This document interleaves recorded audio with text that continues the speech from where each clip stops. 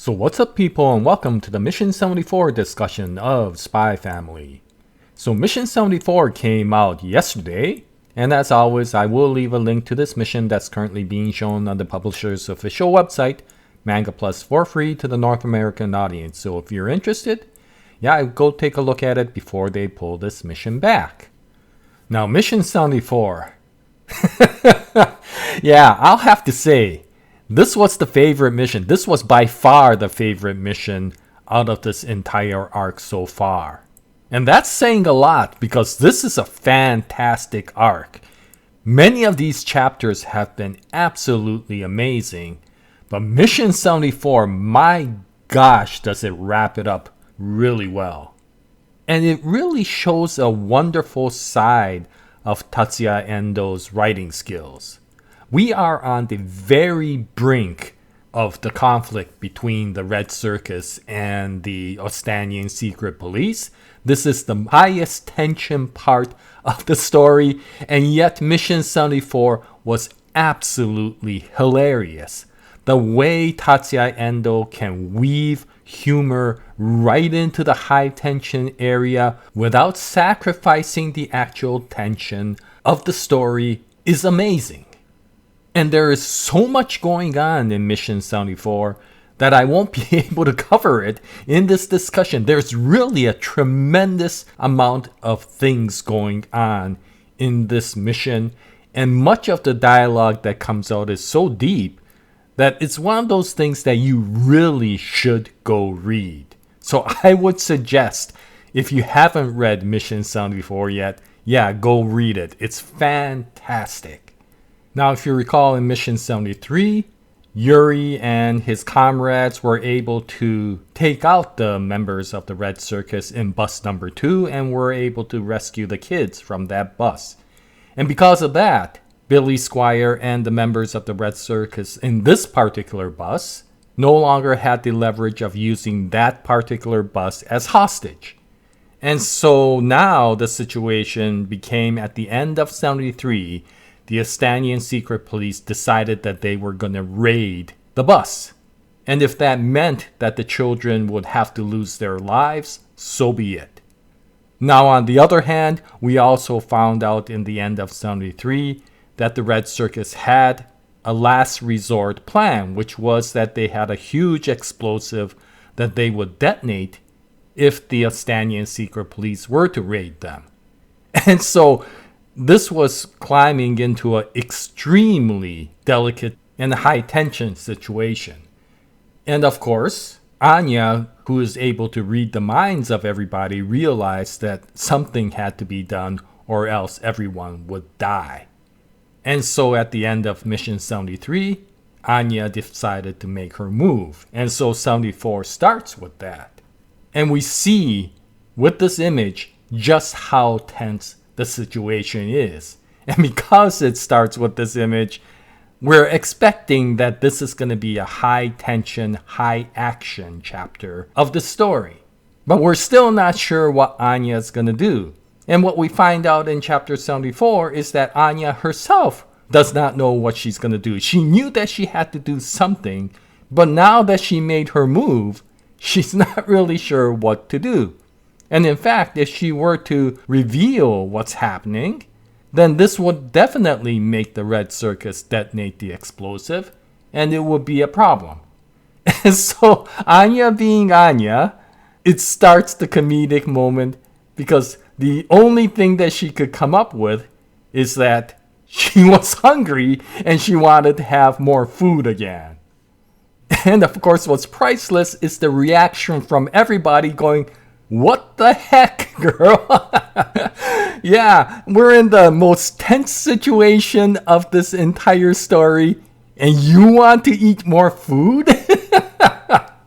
And it's such a ridiculous request that Billy Squire finally gets mad and goes, "If you don't sit back down, he's gonna blow her up." And of course, at that point, Anya knows that her explosive is a fake explosive. And so she makes this really interesting statement that she's not afraid of the bomb, but she is afraid of not speaking up because if she doesn't, she knows everybody will die. But because she didn't say the latter parts of what she was thinking, it made her look really brave because she basically said, I'm not afraid of this bomb, but I am afraid of not voicing my opinion. And that, of course, makes Mr. Henderson gain a tremendous amount of respect for Anya because she is defending the cause despite the tremendous amount of risk to her life. And this absolute conflict between what everybody else is thinking and what Anya's thinking is absolutely hilarious. Billy Squire is like, who the heck is this girl? Everybody else is in great shock. And Anya's like, yeah, I better get some food. But then here is another part that shows just how good Tatsuya Endo is, because he immediately moves this from the absolute hilarious to the absolute sentimental moment.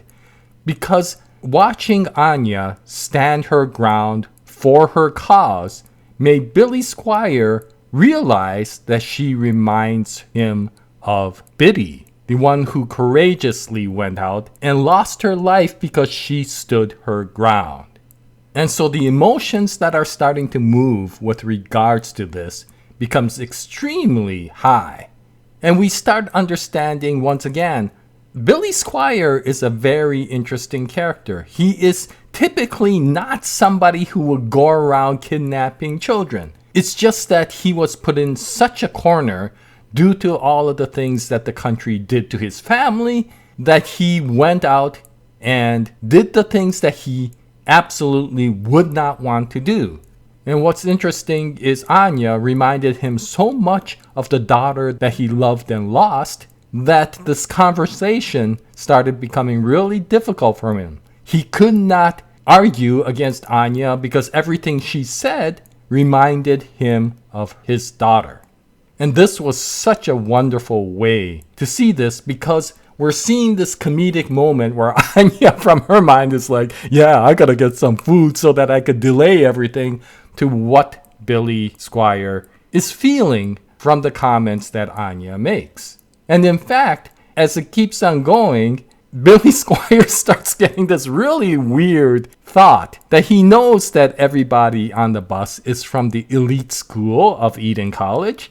And yet here's this kid who's saying that she is extremely hungry and is not getting enough food. So then he starts wondering, are these kids actually well-to-do? Or are they actually starving? And because it's such a wacky idea, Billy Squire actually questions Anya. Are you getting enough to eat? Is that why you're standing up? Because you're being oppressed and being hungry all the time. Why are you doing this? Why are you standing up and risking your life? And it's at that point, again, Anya has to realize that if she said something really wrong, they will detonate that explosive and everybody will die. So the only thing that she could come up with is the thing she remembers Lloyd saying and Bomb Man saying and all of these things. And she brings it together and says she just wants to stand up and create a world where children do not end up crying. Which, of course, you remember from the very first chapter of Spy Family. So I guess that comment that Lloyd made really stuck in Anya's mind, which is very interesting. And because it's such a direct, idealistic statement, all the children and Mr. Henderson are once again in awe of Anya because she is saying such a ethical statement during this very tense moment. But again, because this is Billy Squire, what she says once again reminds him of his daughter. And we get a very interesting backstory into the daughter. And I won't go into too much detail here. You should go read it. But it basically goes into the understanding that in the case of the daughter, she wasn't doing it for the sake of a cause. She was doing it for the sake of the values. She really wanted to make sure that people were not oppressed. And so when she saw those kittens and they were fighting, not only did she try to make sure that every kitten got enough food, but the ones that she had to pull away, she did not fight them and let them scratch her because she did not want to push back on those kittens who already had their share of the food. And that really showed the very essence of who Biddy was. She really believed in her values, and because of that, everything that she did was in a peaceful purpose because she didn't want to create the hate. She didn't want to create the violence. And it may have been that very reason why she actually got killed, because she didn't try to fight back when the secret police attacked their demonstration. And I think Billy Squier realized this, that somewhere along the way, the cause became more important than the value. Getting the vengeance back and striking back at the secret police because they were doing so many oppressive things became more important than remembering the values and why he was doing it. And so he started kidnapping children, he started bringing explosives in, and he realized that what he was doing himself was wrong, and it wouldn't have been tolerated by his daughter. And so this is a very deep part of a story based on some wacky statements. And so Tatsuya Endo does a wonderful job. This is an extreme tense moment, and the tension never gets lighter. But at the same time, from Anya's perspective and from all the other kids' perspectives, this satire of the conversation Anya is having with Billy Squier is extremely hilarious, but the same words that Billy Squier hears from Anya, from his perspective, becomes extremely emotional. What a wonderful way to be able to show all three emotions in this one short chapter. And what's interesting is from one of these scenes, we realize that Billy Squier used to be a member of the Austanian military. And so he typically wouldn't have been somebody who would have become an activist. And you realize just how ironic this situation was, that the world actually created this terrorist based upon the actions that they did to his family. He was a man of tremendous value, and yet he was so beaten down by society that he ended up being who he is. But now that Anya reminded him of who he wanted to be, he could no longer keep these children as hostage, and he took the gun that his comrades had and the explosive that they had and gave himself up. And so this is a very interesting story. Everything that Anya did was wacky, but the tremendous amount of sentiment that came out of Billy Squier's point of view was so well done that I really found this chapter extremely sentimental. Now, of course, the rest of the Red Circus is not accepting this because they're for the cause. They're not for the value. They want to make this terrorist action. And because Billy Squier just gave himself up, the other member of the Red Circus takes Anya hostage and tries to flee. And at that point, oh my gosh, the moment I was looking forward to from many, many chapters back when Lloyd mentioned that Martha had military experience, I was looking forward to seeing what she would do in the story. And considering that we were coming to the end, I was a little bit disappointed that maybe nothing would happen. And yet, right at the very end, thank you, Tatsuya Endo, seeing Martha in action was so delightful. And what we find out is Martha's full name is Martha Marriott. And she seems to be not just a person who has military experience, but somebody who was somewhat a legend in the military because all of the secret police immediately recognized who she was. And the way she captured the other Red Circus member and rescued Anya was really enjoyable. And one part that I really liked was this little small clip that you saw right at the corner of one of these images where Anya's getting all excited over the gun that Martha used. And Martha said this was the latest equipment from Black Bell Industries. Oh, Martha, you're starting to become the Tony Stark of this story. But anyway, this was wonderful. This was a fantastic story, and you could already feel what's going to happen next. Unlike the Bomb Dog arc, where Anya's heroics was not recognized by anybody, this one was done right in front of everybody. And somebody like Mr. Henderson saw full well the courage of what Anya did and how her actions completely turned everything around and saved the day. And so, yeah, Anya better get not only a stellar star, I'm hoping she gets at least 2 stellar stars out of it. And the other person who might be able to get a stellar star, I'm hoping is Damien, because he did stand up and try to sacrifice his position to help Anya out. And so it'll be interesting to see what happens in the future missions.